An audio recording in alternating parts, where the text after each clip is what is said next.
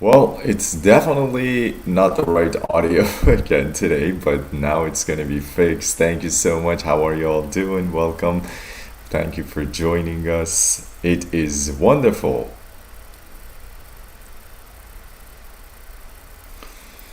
Welcome to another day of Business Clinic, where we get to serve you. If you have a business, you want to grow it so that you could scale it and take it to the next level. If you own your own job, you could still enjoy so much of what we are sharing here. Lots of golden nuggets and lots of gems we're going to be dropping for you. If you own your own business, if you want more success in life, if you want more money, if you want to use artificial intelligence in your day-to-day life, in your business, so you could leverage the technology, so you could get ahead of everybody else who's on the same, in the same scene, in the same pool as you, and you want to get ahead. This is a conversation you want to tune into every day. We are coming to you 11 a.m. to 12 p.m. Eastern Standard Time to make sure your needs are served, and we could actually give you any tools you need so you could scale your financial and time freedom. Those are the two things that we want to focus on. So, with that being said, you're always more than welcome to join us by actually text messaging us on the phone number that shows above. You could join us live. Yesterday it wasn't working technically, but today we're gonna actually try this again and see if we could somehow make the tech work.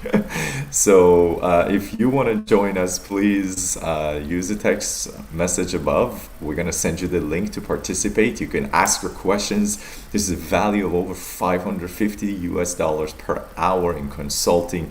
We're doing this for our community so we could help you to grow and break through faster. You could get the link, join us live into the conversation. We're going to be able to answer your questions specifically, or you could just be an observer and just use and absorb the information that we get through other people, the questions, and we try to answer for you here. Now, to begin with, today we're going to start with the video of the one and only Alex Hormozi. So today I want to talk with you about the possibility of generating sales, because most of us don't even realize how easy it is to make $1 million. So $1 million actually used to be a big subject that a lot of people used to dream of achieving. Nowadays, for businesses, hitting $1 million is just basically a level at which you become a viable business, and people are going to start actually looking at you as a business rather than just as a startup with no income that is viable and scalable. So how easy is it to get to $1 million? That's a big question for so many people. And the answer to that is that getting to $1 million is not about adding $1, $1, $1 on top of each other. It's stacking those dollars, so you need a million of them. That's not literally how you think it. If you're an employee, obviously you're trading your time for money, you're trading your energy for money, so it's going to be a lot more difficult for you to, if you're making 150, scale that to $1 million. That's why so many people take the risk and become business owners.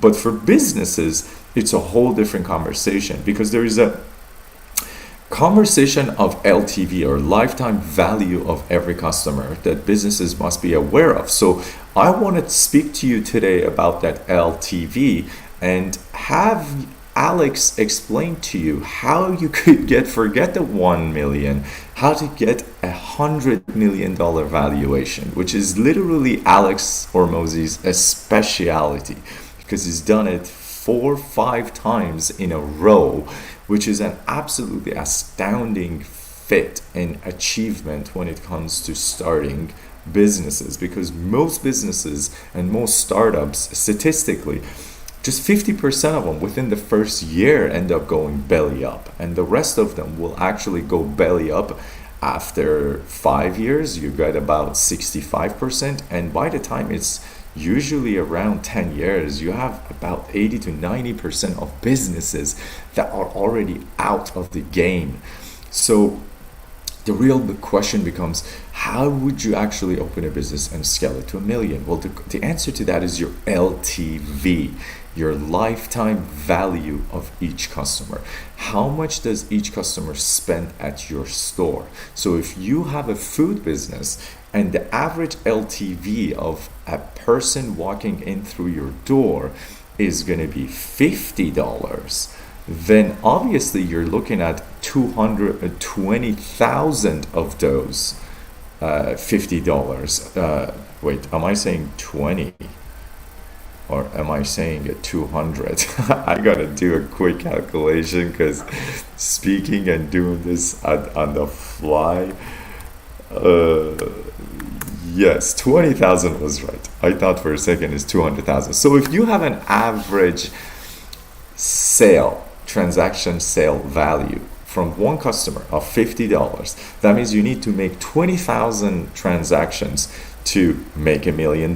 So if you only make $50 from your services or from your products, and it's a one-time sale, which means the lifetime value of that customer to you is just one purchase, then you need to do 20,000 of those in order for you to be able to make that first $1 million in 1 year. Here's where it gets fun. So if we say that I can bring the LTV up, or if I could bring the frequency of purchase up, which is what most smart businesses start paying attention to, how can I actually bring the frequency up so that I don't actually have high churn? So the customer acquisition, which means for the money that you have to invest to actually bring in leads, bring in clients, convert them into paying clients, that entire customer acquisition cost, or CAC we call it, is something you have to keep on spending and investing. So let's say your CAC is about $100. So you spend $100 to get one customer, and after fulfillment costs and your CAC, so you have $100 CAC, you have $50 fulfillment, and your product is $200. Now you have $50 profit you're walking away with. Very bad model of business, by the way. You should be at least marking up your profit margin by about 150 to 200 minimum. Some people like Warren Buffett, he says he won't even touch anything that has less than 500% markup margin on the profit. So I just want you to think what pricing models have to be like, what deals gotta look like. But say you have $100 customer acquisition cost, so that's how much you pay to get a new customer. That's a paying customer, not just lead generations. That includes converting it to an active paying client. And then you have a $50 fulfillment cost. So cost of goods, or COGs, COGS, cost of goods, or you have your employee costs if it's a service, doesn't matter. And you walk away with 50. Now you need 20,000 of these. The first thing that you need to do as a business is to think, okay, if I need 20,000 of these, that means at $20,000, I'm gonna have to, at $20,000, I'm gonna have to do 1,666. So 1,700, 1,700 of these every month, which now you go divided by 4, you do 400 of these every week. And if your CAC is about $100, you need about 400 times 100. You need $41,000 in capital to start advertising, so you could convert and bring in that number of sales that you need to actually get yourself to $1 million. Not very hard. But now, most businesses don't make $50 profit. Most businesses, if your cost of acquisition and your cost of fulfillment is $150, most businesses go into $150 minimum, which is 100% markup, and they make about that. And just doing that divides the numbers by 3. So instead of 20,000, now we need just about 6,000 and a half, like 6,000 and a half transactions once you go 3 times. So I want you to understand that getting to $1 million is not about that big value. It's about breaking it down into smaller chunks. So now if you have, let's say, recurring service, or if you're, let's say, a hairstylist, and your customers come back to you, 3 times a year, every time for a hair color, and every time you make $150 out of that, now that means that with 4 times a year at 150, your customer is worth to you $600 at LTV per year, which is what your calendar year is. So if we're gonna actually get to $1 million, it's really easy. I go, how many customers do I need at $600 a year? And then I go 1 million divided by 600. I need 1,666. Again, that same number comes up. So you need that many customers a year. So now every month you need 140 clients. That gives you about 34 customers a week. And that's not all of a sudden very hard, is it? Because now if you're even working 5 days a week, that's only 6-7 customers a day. And that's not even a lot. That's for a hairstylist, my friend. Like a hairstylist, with having 2 people help them, they could generate $1 million sale. The only thing they need is a steady flow of incoming leads and clients, which is the most important thing, which is what makes marketing so exciting. Marketing, advertising, being able to effectively hook somebody's attention and tell them, again, going through yesterday's and the past 7 days videos of the daily conversations, to actually be able to tell your clients that I have the solution for your pain and I'm the best person for it. Try me right now, risk-free, because that's what happens when most people are trying to sell something and they're not able to sell it. It's because there is no risk reversal. We will maybe have a conversation about making the ideal and making a grand slam, making a godfather, making an irresistible offer. There's so many different names for this, but we gotta make that offer in any business so that we could actually entice and excite our customer. We could push them through the hurdles that everybody has in resisting making an investment and spending their hard-earned money. Now it becomes a very easy formula. I just need about 6 people a day, so that as a hairstylist I could make $1 million by the end of this year. That's not that hard. To actually get 6 people a day, 5 days a week, by the way, you still have 2 days off, is not hard. But when you think I'm just going to make $1 million, that's really hard. Like, it just, the thing is too big, and our brain doesn't like to actually deal with big pictures. Our brain really enjoys dealing with, wow, we are having a lot of lagging here. I don't know if this is actually how everybody is watching this, but let me actually test this.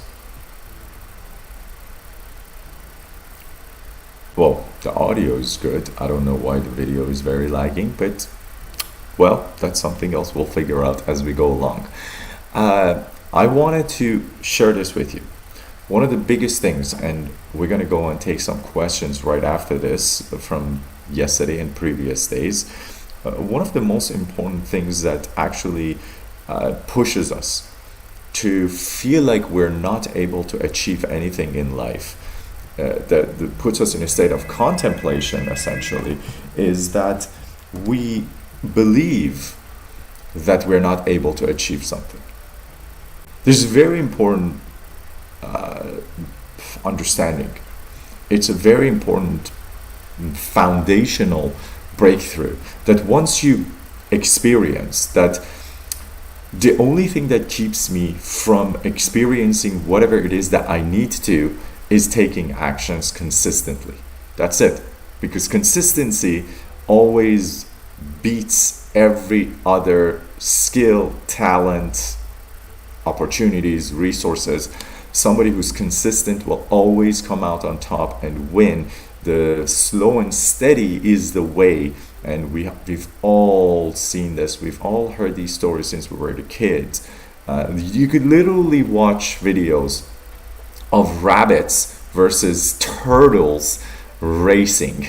And you see turtles actually a lot of the times win because steady and consistent pays, whereas quick, a rabbit is so fast yet distracted, does not pay.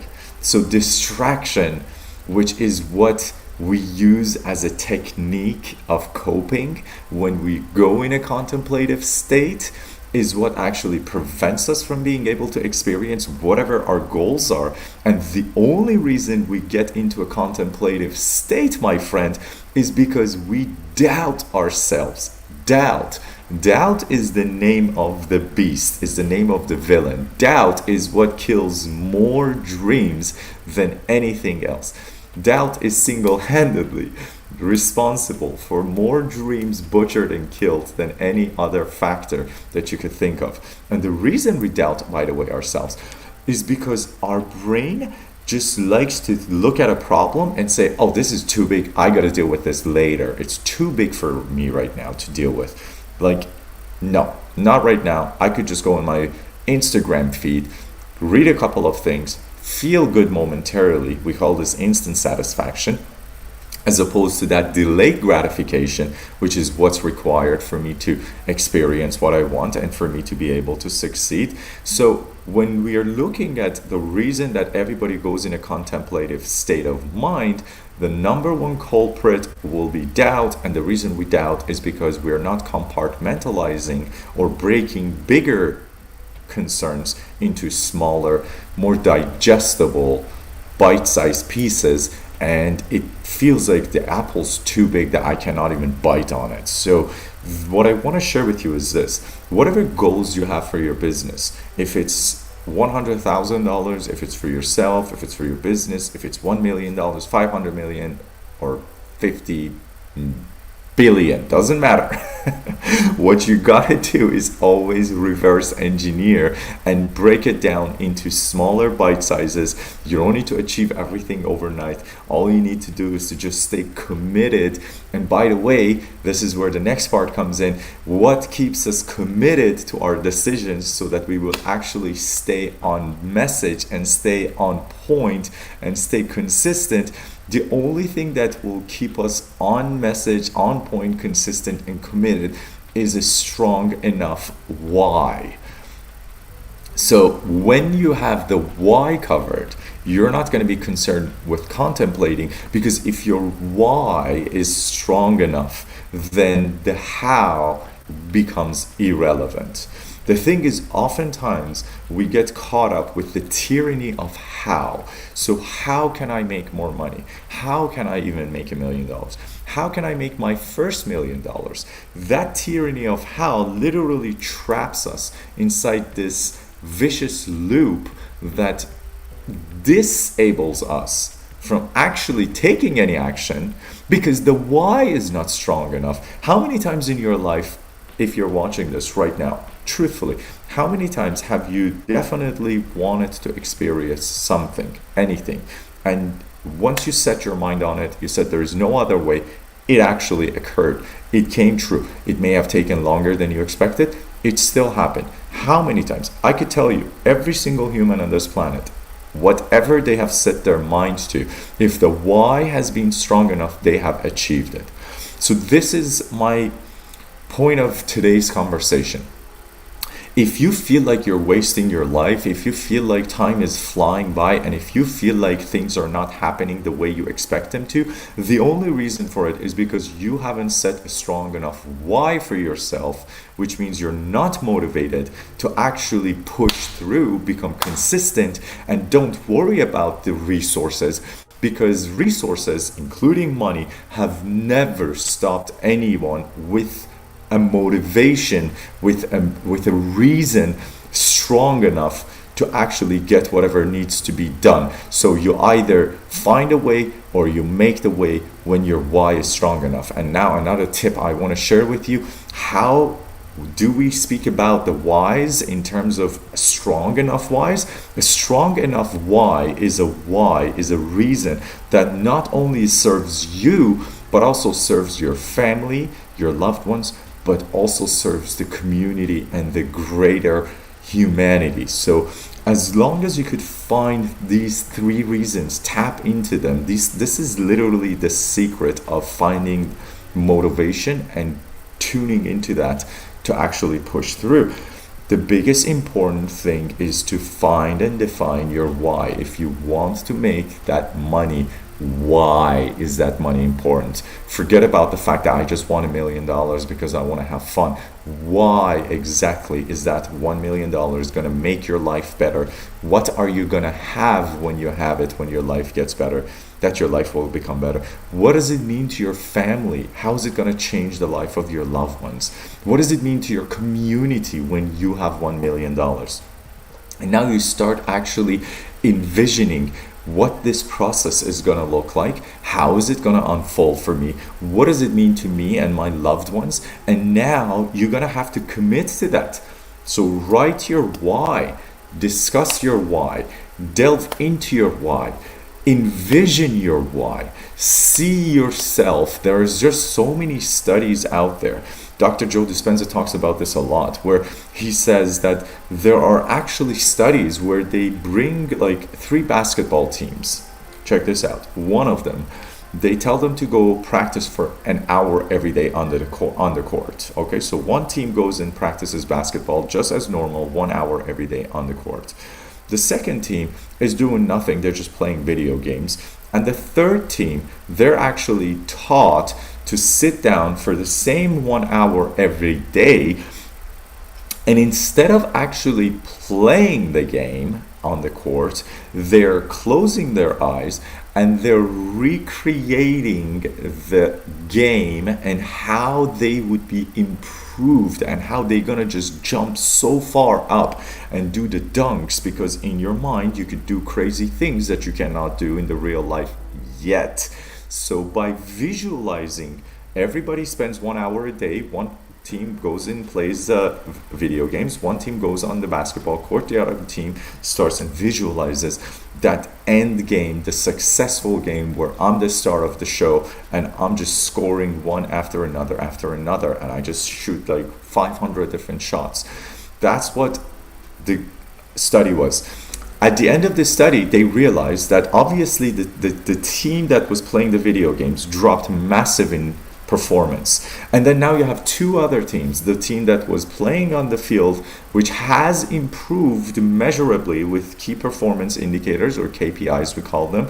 They have improved significantly in their performance.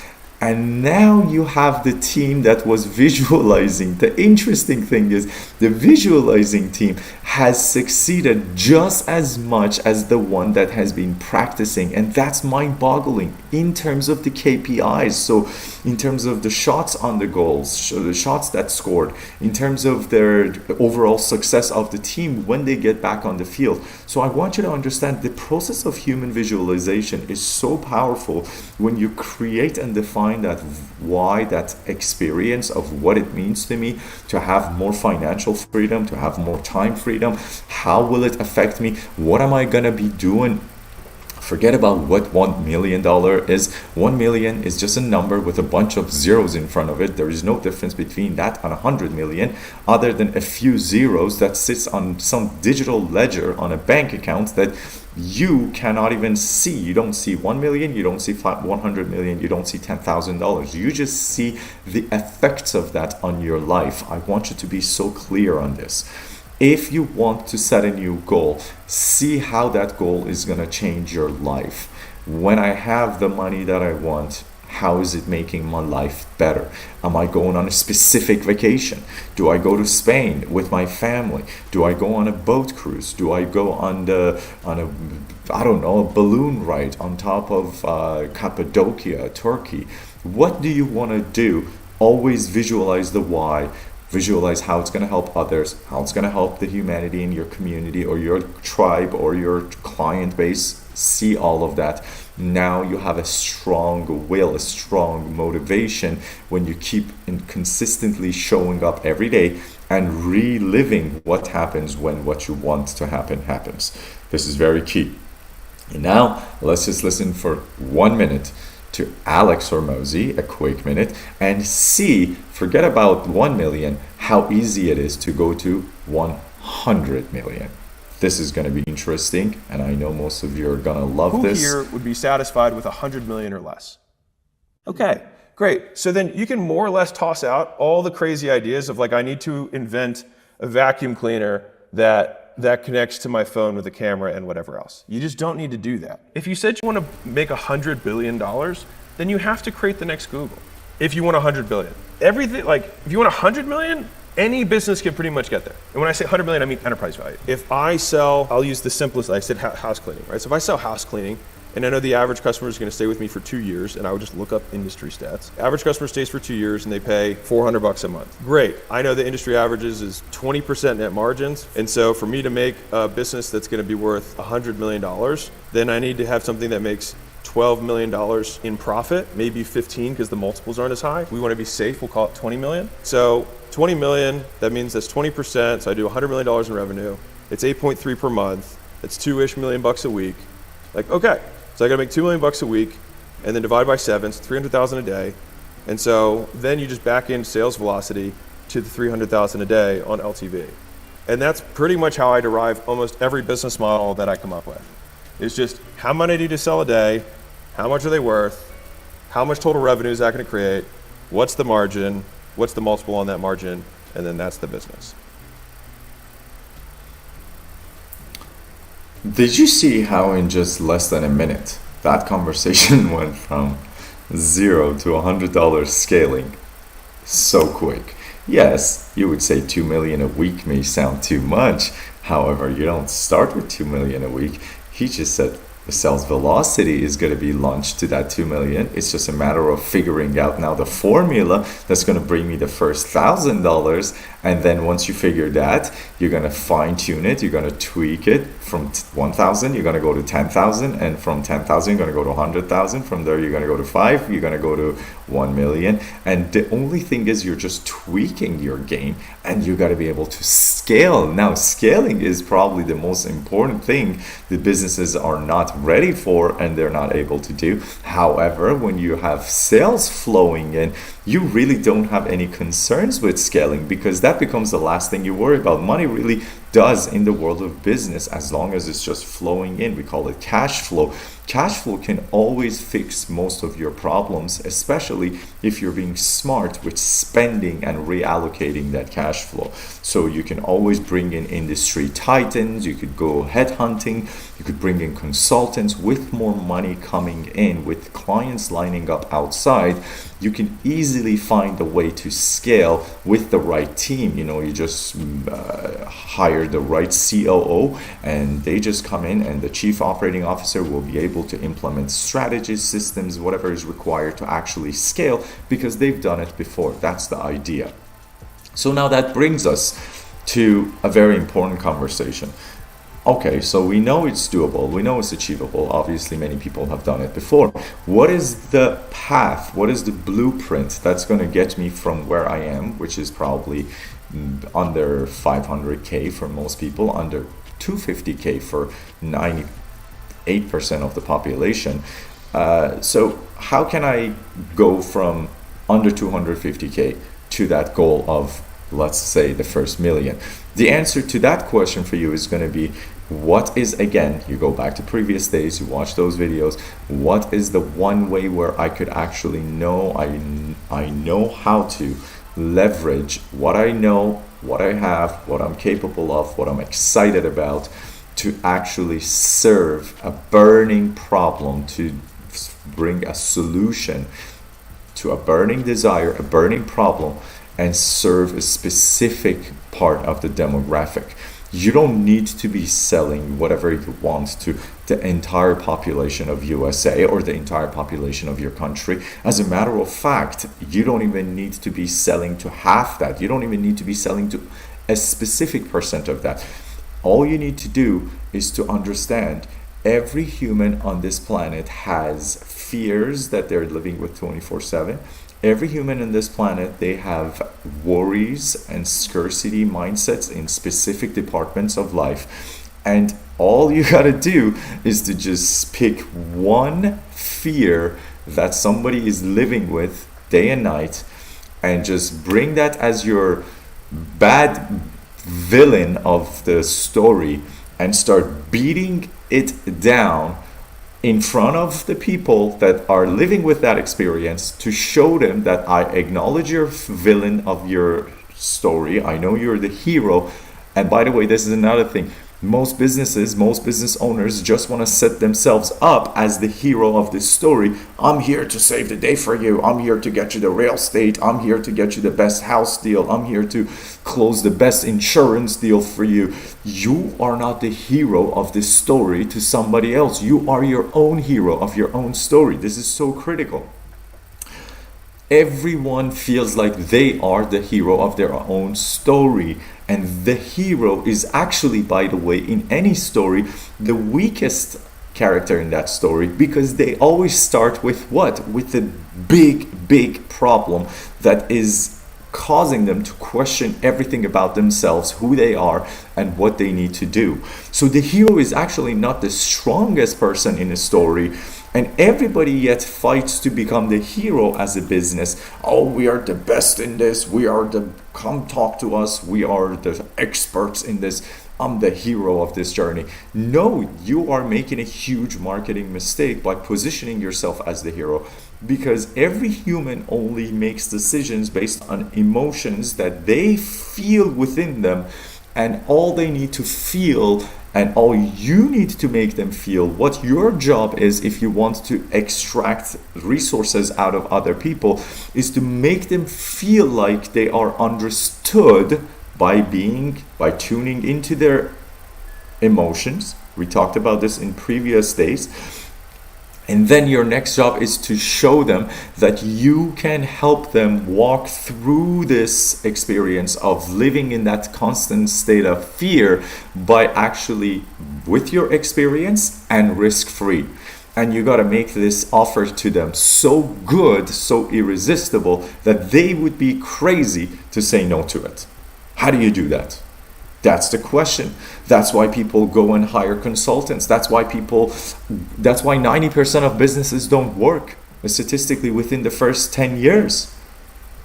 So it is a simple process. As you can see, when you think about it, it's not that hard. But then to actually execute it, because we all get caught up in our own stories and we forget that we are not the hero of somebody else's story.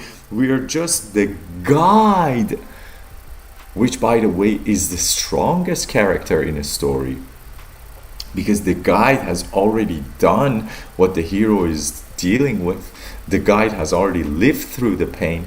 The guide has already gone through and achieved whatever results it is that the hero wants to experience, and the guide has helped others do the same. You could think about any of the movies you have watched in your life, any of the stories, any story that is a good story worth telling for thousands of years comes in the same format. The hero is weak, they have a problem existentially, and they don't know what to do with it. Then comes along a guide. The guide is experienced, and the guide has done this before. The guide doesn't become the hero of the story all of a sudden. Yes, in some of the more complex movie scenarios or books, we see that the guide becomes its own hero and finds its own guide who helps it, like a story within a story. But the general gist of it is the hero is always the number one person, is the protagonist, if you will, who is always weak and always has a problem that they want to try to overcome. Whether it's that they want to find love, they want to find success, they want to build a happier life, they want to find happiness, whatever it is that the hero is trying to do, And then the hero comes along and meets randomly the guide. The guide shows up. You can see this in all of Star Wars. You could see this in Harry Potter. You could see this like the Gandalf in Harry Potter's, the Yoda or Obi-Wan Kenobi in Star Wars. And overall, you will find consistently that guides become the light torch, the torch holders, where they show the path to the hero by calling them to action, to say you are capable of this when the hero is doubting themselves, and saying I will show you how you can do this on your own. And the guide always helps, and the story gets moved along. The hero eventually, when realizing by not taking action they're gonna lose so much, and going through their own battle with the guide's help, they become the hero and they save the day, and they become so much stronger in every sense of the matter, and they end up becoming the hero. So I want you to think about this. Who is the hero of your story that you're going to help today? Who's the hero of your story that you're going to be able to help move along? If you work at a company at a corporate level, who is the hero that you could focus on to serve more, to show up more for, so that you can be rewarded more with the outcomes that the hero is going to experience? The hero's journey has been tested and pushed for thousands of years. And if you think you are the hero in somebody else's story, my friend, you are wrong. All we think about as humans emotionally is how we are the hero of every story, and we are struggling to always break through to the next level, always looking for what our own guide to come in and assist us so that we could break through to the next level. So position yourself with your offer, with your products as the guide. Find whoever has the burning desire so you could actually deliver your tried, true, and tested methods for them, so you could get them their own desired outcome, get them away from the place of their fear, their doubts, and get them to the place of certainty and comfort, and where they feel happy and fulfilled. That is how you scale any business from 0 to billions. You just find the bigger problem you find that you could solve for people, the more you're going to be rewarded for it.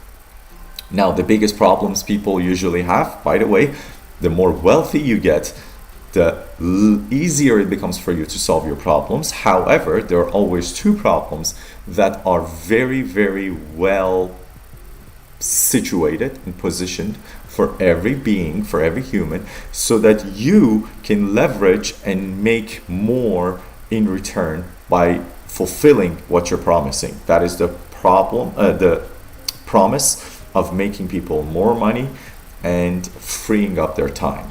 Because people either have money or they have time. Now, when you have a lot of money, you don't have time.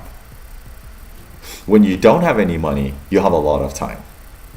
This actually works the other way around. So for the very successful people that have a lot of money, what do they want to do? Now you have all the money in the world, you have $10 million in your bank account, but you don't have the time, because it takes a lot of time to build that wealth up. So by providing solutions that can free up even 1 hour, one single hour in the right person's life, you can position yourself to earn a big rewarding check. So it's so easy to actually be able to earn value and to be able to earn riches and wealth. It's just that you got to start thinking about that path, that process, in a way that is natural and not superimposed. Nobody wants to give you their money because you just have something that is nice. It is absolutely impossible. You will not be able to serve any human just because you have something nice to offer. You can only serve humans, as sad as this sounds, when you know what their pain points are and you put your finger on the pain point and present your solution as the most viable solution that is going to help them right now. Not 1 week from now, not 1 month from now. That is why people pay so much money. For example, when it comes to losing weight, we know you can go to the gym by controlling your input of calorie input, and external, which is your burning calories. By controlling these two, you put in less, you burn more, you go to the gym, you're going to lose weight. That's a very basic formula. Nobody actually even doubts that. It's not rocket science. Yet the reason people pay, how much, by the way, people pay for a gym membership and a trainer? Maybe $50 per hour for a trainer, a drainer, and then $50 for gym, right? So say it's 2 sessions a week. You're going to be paying $100. That's $400 a month, and pay $50 for your gym. That's $450. How many people pay for that versus how many people are willing to go get a tummy tuck surgery, pay $20,000, not $450? Why do people take the risk and pay something like 20 times the price? Why? 40 times the price. Why? The reason for that is because one thing is immediate results. If I have to go to gym and get a trainer, it's going to take me a year to lose that extra pounds that I've gathered. But if I go get a surgery, the liposuction, whatever you want to call it, it's going to actually work like this immediately. Time delay is very key factor that must be considered when it comes to delivering on your promises, and the quicker you could deliver, the higher you can charge for your services. So many tips and so many gems we are dropping here for you. I really hope if you yourself don't own a business, you let somebody that you love know that they can join us every day from 11 a.m. Eastern Standard Time to 12 p.m. so that we could help them. We could do direct interventions with their business. We could help you out. We could make sure that your business is looked after, and we could make sure that you have every tool that you need as the hero of your own story. We're going to just be here guiding you so that you can build the life that you want to experience. Now, with that being said, let me actually jump to a question today, maybe before, because we have about 15 minutes time left. And I don't want to spend the entire time just talking about strategies. Maybe we take some answers as well, right?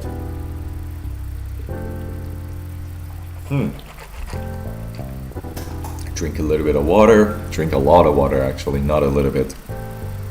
Let's see. So we have from cash flow. Scaling requires investment, but I'm already struggling with cash flow.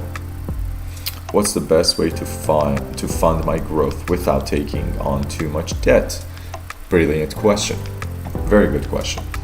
See, we've talked about this, and we will just keep on talking about this until we could figure out actually how to get this to every human, to every entrepreneur who's going to be dealing with business. I want you to understand this.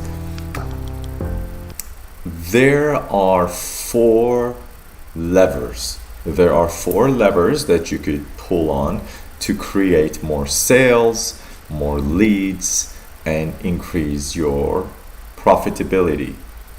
These 4 levers are capital, which is money. You could deploy money and capital if you know how to do it correctly, so that you earn what we call basically a return on your investment.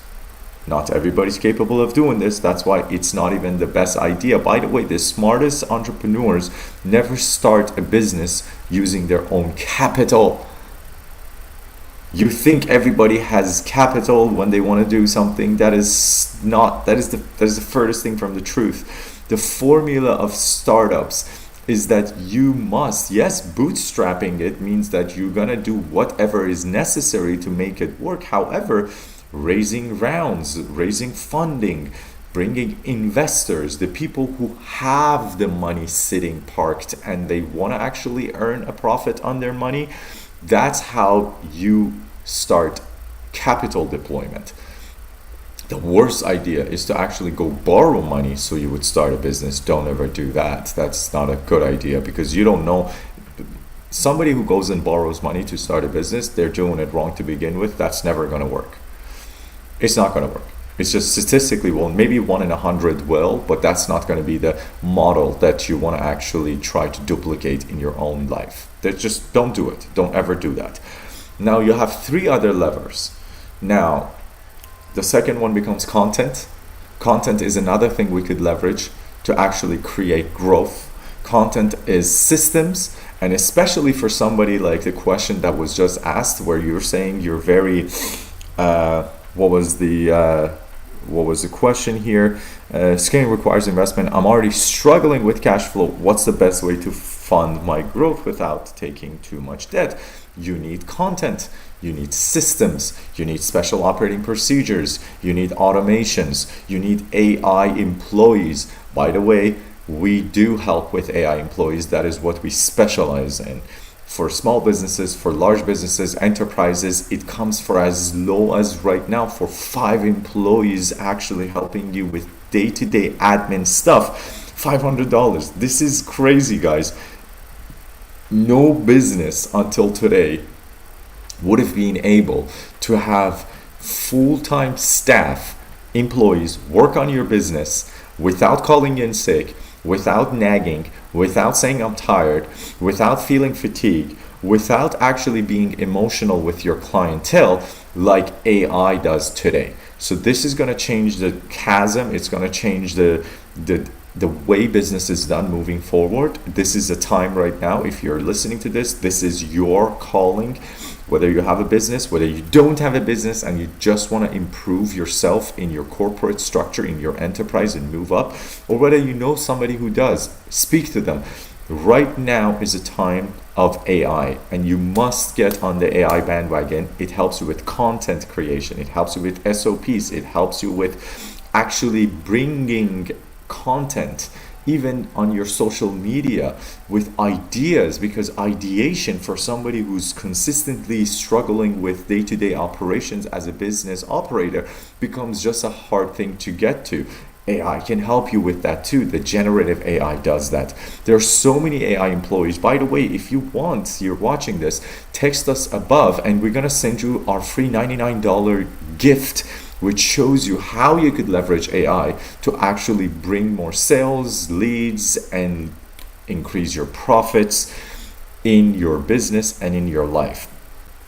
The third way, let's just do this quickly. The third way that you can actually scale is called code.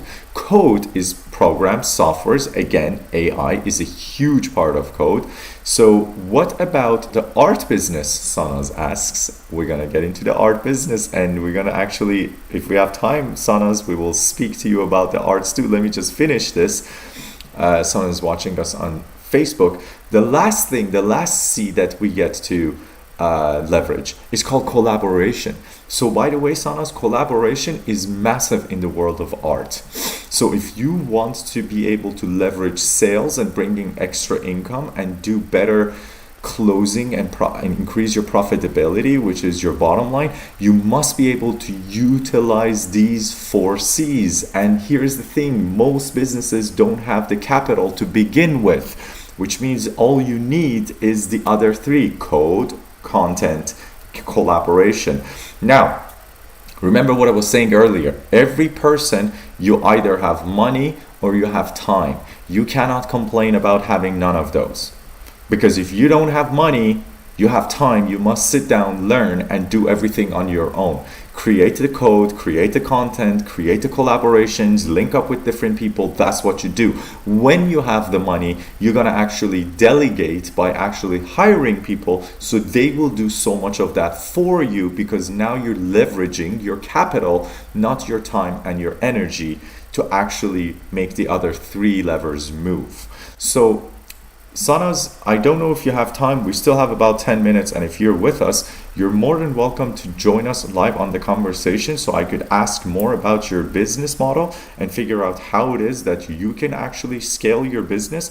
However, just generically, if your business is the arts business, you have to understand that you are in a very niche business where you need to find because most people don't go to artists to fulfill their need of survival. At a subliminal level, they will. At a psychological level, it is still like the need for significance and love and connection, which is something we could talk about. We actually go over a lot in our consulting with our specific clients when we know what it is that they're selling and who their ideal client is. However, most people in the world of arts like to thrive. So now that's in the arts of like low-level arts. We're not getting into like massive like investments onto like fine arts and like unique investment opportunities on like the Picassos and stuff. That's a completely different thing. A lot of investment and washing your how do I say it politely, washing away the taxes that a lot of rich people don't want to pay happens in the high level art. So at that level, it becomes a completely different ball game. However, for beginners, if you're an artist, you must, again, just like any other business, figure out what need of your audience you're able to fulfill for them and help them to overcome. What fear of them can you help them with? And once you identify that, now it becomes your job to position yourself in front of those people so that you could always show up for them, ready for them to serve them. And then by consistently showing up, by the way, in the 1980s and 1990s, there used to be a for exposure to an advertisement before a prospect would convert into a lead. So before, like in the 19s and in the 90s, we would have 4 exposures. You would have to see an advertisement of a company 4 times statistically for a consumer to say, oh, you know what, this is an interesting idea. I'm going to actually maybe look into it. That becomes a lead. Today, because of the constant bombardment of information that we all are on social media, billboards, TV, radios, just driving on the street, on the bus stop ads, the bench ads, everywhere. You go in a park, there's cemeteries, everywhere there is ads. That number from 4 has changed to about 30. So it's like multiplied by about a factor of 8x or 800%. The reason for that is because that's why we have the attention span at 3 seconds right now, because we're bombarded with such a constant flow of information. Your brain is automatically actually starting to block out the billboards on the street, the bus wrapping ads, the ads on Facebook, the ads on Instagram. You just go quickly through the stuff when they come on your stories as sponsored stories, because they are not hooking your attention within the first second of the video with, hey, wait, I have a solution for your problem. So one of the things that I love to do is to be able to find, even if I'm in the art niche, just because Sanaz is watching this hopefully still, one of the things that I love to do is to be able to look into who are the people in my industry who are at the forefront, at the peak, they're just raking it in, and just model after them. See, good artists, and a lot of artists don't like hearing this, good artists create, amazing artists copy, and then they make it theirs, and then they present it to everybody else again. So if I were you as an artist, I would see which art niche am I focusing on, and who is the top player in that game? who's doing amazing. I would go follow their stories. I would study their posts. I would look at what they're posting. And then I would see which one of their posts have worked and built the highest amount of traction for them. Then I will be able to do the same thing for me, because they just showed you that the formula they implemented works. Whatever they've done there, I will duplicate it for my business using my art. It still becomes uniquely yours. However, you shouldn't have to reinvent the wheel of what works in 2025, because you honestly won't even know what works. It's a matter of chances and like playing dice, because even with content that is very highly engaging and consciously created to hook the attention within the first 1 to 3 seconds, we still have to put out 10 contents for one of them to build traction. So clearly, when you see somebody in your industry, it doesn't matter what industry, they've already done the work, go study them, and don't only do it to one person, do it to 5 of them, do it to 10 of them who are just ahead at the game and they're just killing it, and just take the clues from them, start duplicating those ideas in your own language with your own content, and watch your interactions, your sales, and everything else grow. So with that being said, we're coming to the point of ending today's talk. I really hope that everybody enjoyed today's conversation. We had some great talks about how to scale, how to increase sales. Please, please, please do yourself a favor. If you own your own business, text us above and get rather than Facebook. Okay, so let's get this question before we wrap it up. Sana says, thank you, I got it. How can I join to your live sessions rather than Facebook? Sana's, the text message, you see a phone number above. Our phone number is 807-699-9978. Just text message our phone number, and every day between 11 a.m. to 12 p.m. we are here live. And once you text message us, we ask for your name, your email, and your website so we could serve you properly. And then we're going to send you the link to participate in the live session. Just ask for the link and we're going to send it to you. And then you could just join us live into this conversation. Great question. Thank you so much. You could join us into these live conversations. We're going to be able to help you just with your business, asking you the right questions and just helping you quickly travel the distance or close the gap that we call the gap between where you are right now and where you want to be, so that it happens quickly for you. This is about more than $550 value per hour of our consulting time. We are doing this for our community because we love you all, and I want to make sure every small business gets to grow, especially artists. So Sanas, if you're an artist, I appreciate that you're watching this, and I love artists.